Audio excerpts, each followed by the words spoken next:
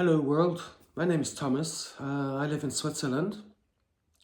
The reason I'm doing this video today is to talk about the FOSI ZA3s and how I configured them.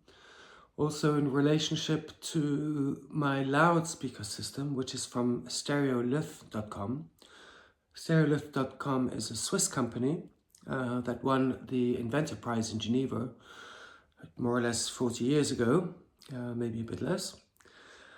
For their disruptive technology and concept of having a stereo image being reproduced in your room with two channels, so left and right, but coming from one point. The idea behind it is that if you go in the forest, for example, and you hear a bird chirping on a tree somewhere in the background, the algorithms in our ears, well, we have two, will locate and then also send us the sound information. This allows us to determine from where it's coming and how far it's away. So there's not two birds, there's one. It's our ears, the left and the right, that give us this stereo or three-dimensional holographic impression. So this is what this technology is based on.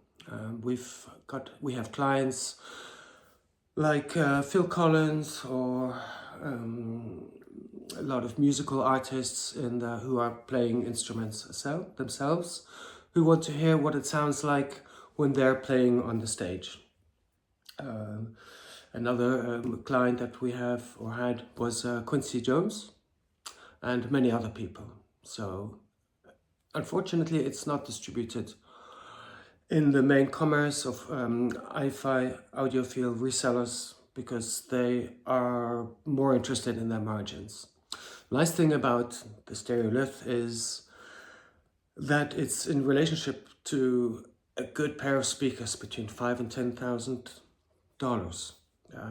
Can easily reproduce a stereo image and give you the impression that you're listening to two big towers, when in fact it's coming from a very small box, and I'll show you that in a minute, and also talk about my setup with ZA3. So if I turn around the camera, I'm going to have to get up and try and turn it around. Okay, so this is my setup. Now the speaker in the middle, there's only two. That's the monitor 252, and next to it to the left is my subwoofer, which is specified to work particularly well with the pass filters from the Stereolith main speaker. So I walk around a bit and I'll get to the point in a minute. Basically here are my two ZA3s. I've also got a Weisstack 205 in the chain. And I also have the Weem Pro Plus, which I use as a preamp as my input for optical from the TV, from my Apple TV box, etc. So this is the Stereolith speaker, and I want to get to the point regarding the OPamps, which is quite important, and I think I've managed to work it out. I've watched a few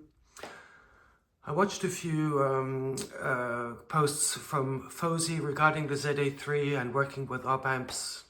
So basically what I heard was, and I did try this and it did work, since I'm only using the right channels, I've taken out from both ZA3s the left OPamp, and I've also, because I'm not using the subwoofer output, I've taken off those two OPamps as well. So I'm really left with the right channel behind the orange buttons that you can see there. So you can see here my setup. It's the cables. I've got my my balanced inputs, my RCA, and my loudspeaker cables. Now, from here, I would normally, when I'm using the bass or the subwoofer, I don't necessarily have to use it, but it does help a little bit and gives the sound a little more three-dimensional contrast and clarity and a whole lot of other good stuff. So since I've taken out those two OPamps, the sound image and stage has become wider, And I do hear more details, interestingly enough. So I'm quite surprised, and I haven't changed to any other supplementary OPamps. And I'm still a little bit hesitant if I really need them, because the changes that I did inside the Fosis basically brought me much closer to where I wanted to be. So to explain how I set up my passive subwoofer and loudspeaker is I take the signal from the Fosis with the audio cable and I go into the back of this subwoofer. Now I'm just going to go around here, or this way, and I'm going to turn it around. Okay, so this is working really well. So I've got two entrances because I've got here my inputs and here are my outputs. So I go from the Fosi into the inputs here, left and right. And then I've got an output from up here with the banana plugs, and from that I then go over to my main speaker, which has a tweeter. The tweeter left and right channels have been soldered together, and left and right, so this is the left side, the same on the other side of course, is a mid-bass. So from the subwoofer I go out and then I go in basically here. And that way I don't need to use the subwoofer out on the Fosi, which is quite handy, and I've tested the signal and it sounds fantastic.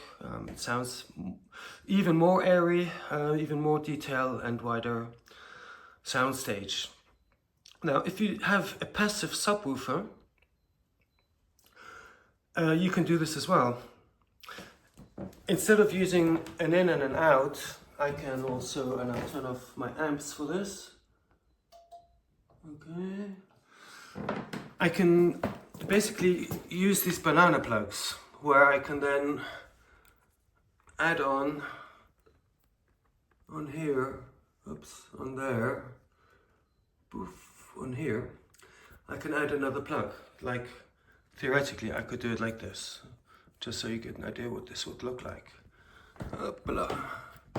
Alright, so that would work as well. If you did this on the back of your passive subwoofer, you can then send a signal to your main speaker or speakers, unless you have a Stereolith where you only need one. And that's basically it for now. I hope you enjoyed my short summary, and yeah, keep well and maybe speak another time. Thank you.